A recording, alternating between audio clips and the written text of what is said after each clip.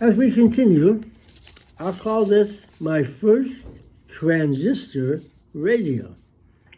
For those of you who don't know what that is, here's kind of a picture of what it looked like. A little small radio that fit on my shoulder. The top of it turned, which was the antenna, and you can listen to your favorite radio programs. Back in the 1950s, a brand new technology called the transistor radio was discovered. Up until then, radios we had were big, and you had to plug them into a wall socket and listen to your favorite radio shows at that time. But now it was portable because of the transistor, which means you could walk down the street with a radio. It was about 12 inches square with a rotating antenna, as I said. The Motorola company here in Chicago was about 2 miles from where I grew up, and some family friends worked there. They were having a sale at the plant just for employees and friends, so I walked over there. I took a shot, and I brought my first transistor radio. Woo, was I living large.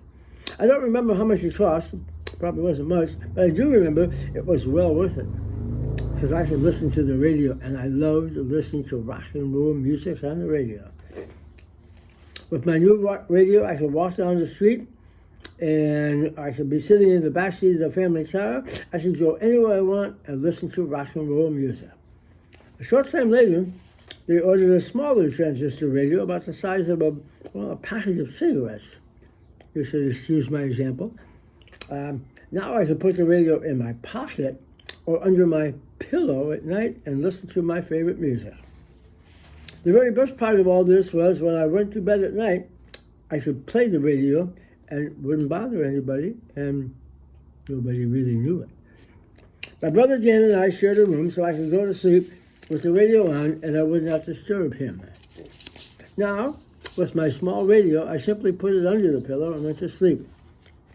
Music, rock and roll, began to play a big part in my teen life.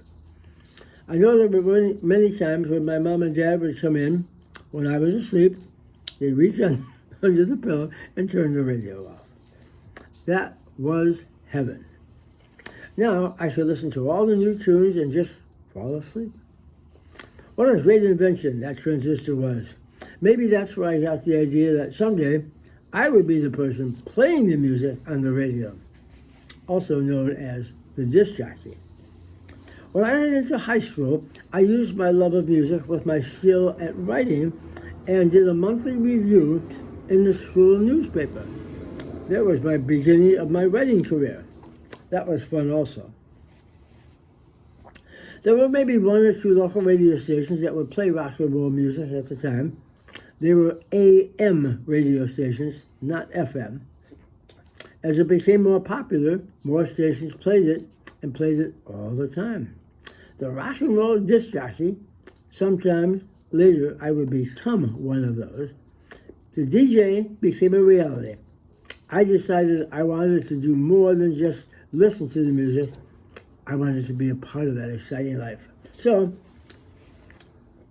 I even went so far as to take up playing the cornet.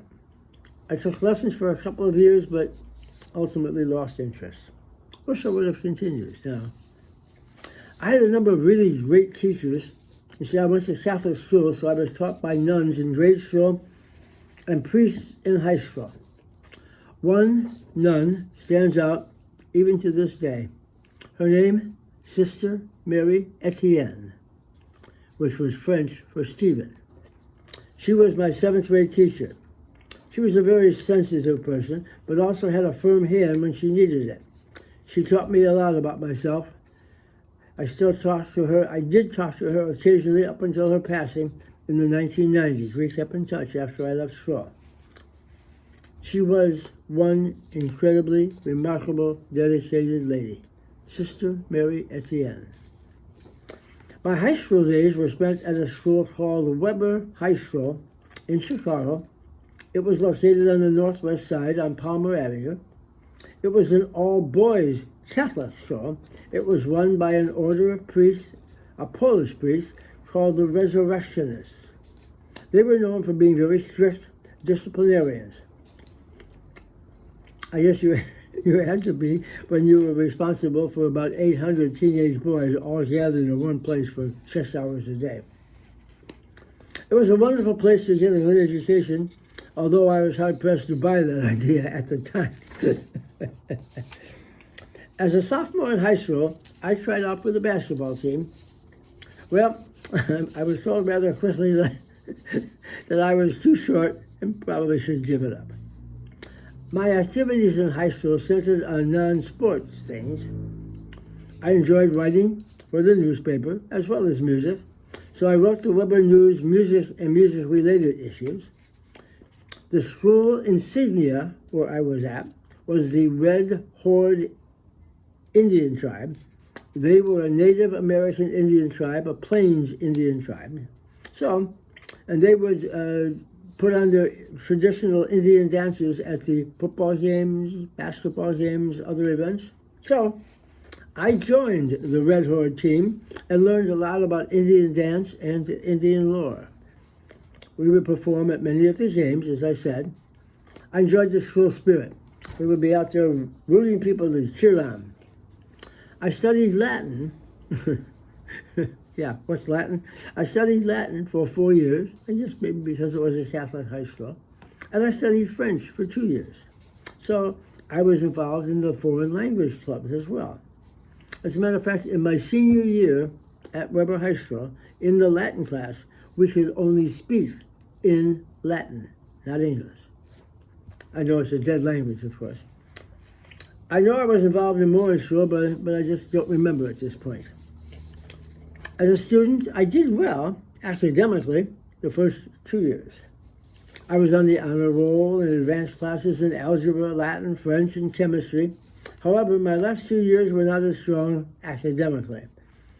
I became more involved in the social aspect of life, beginning with my friends, driving the family car, going to dances with girls, and acquiring a girlfriend or two. This leads me to the story about Delavan, Wisconsin. My parents bought a summer home in Delavan, Wisconsin when I was in 8th grade. Delavan was about an hour and a half ride from Chicago, so it was pretty easy to get there. Our place was about a half a block from the lake. We had a small boat to get around, so my dad bought a used aluminum boat with a little small 25 horsepower motor, just enough to move us around. We had a ball with that boat. The family would pick up on Friday and drive up to this cottage, as we call it. All four of us would get in this little 14-foot boat and drive around the lake. I can still see my father driving his boat around Lake Delavan. He looked as proud and successful as a Rockefeller. It was a very rich family in America back then. My father was so very proud of the fact that he worked hard enough to provide this luxury for his family. He was the king of the castle. During the summer, my aunts and uncles and grandparents and cousins would come up to Delavan to enjoy my mom and dad's lake cottage. This was living. We soon learned why someone wanted to sell our little aluminum boat. The boat was put together with rivets, which riveted the seats, if you will. And as the rivets began to loosen up, the boat began to leak. So after sitting for the week, we were not there, we would come up on Friday, and when we arrived at the cottage, my job was to walk down to the lake and bail out the boat and prepare it for the weekend. At first, it was neat. After a while, it became more of a pain, I guess. Part of the routine of the lake was water skiing. I watched in awe as others got up behind their boats and water skied all over the lake. Man, it looked like fun. Woo! So, Dad, Mom, Dan, and I set out one Saturday to teach Jim to water ski. It took a couple of months filled with water, a couple of mouths, I should say, filled with water, but I got up on 2 skis. I loved it. I loved water skiing, and I would ski anytime someone would pull me. I also knew I could ski pretty well, and I had to ski on one ski or slalom and do some tricks. So I was a pretty hotshot back at 14, 15 years old. Initially, I really didn't want to leave my Chicago buddies, but the water and the boat and the skiing became just too tempting. The lake was the place for me.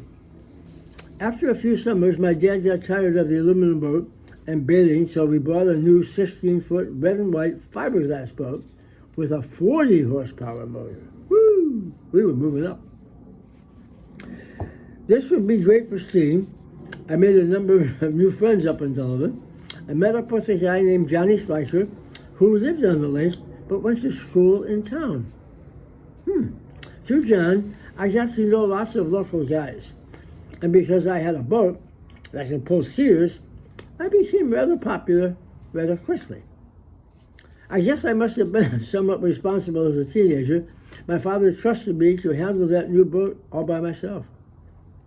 I could take it out whenever I wanted, and I did. What great times we had in Delavan in the summer. I got to know and enjoy my summer buddies like my Chicago buddies. When I was 16, my parents told me I could spend my summer at the cottage by myself if I got a job and showed a strong sense of responsibility. Well, you didn't have to make that offer twice. I decided to find a job, and that's what I did.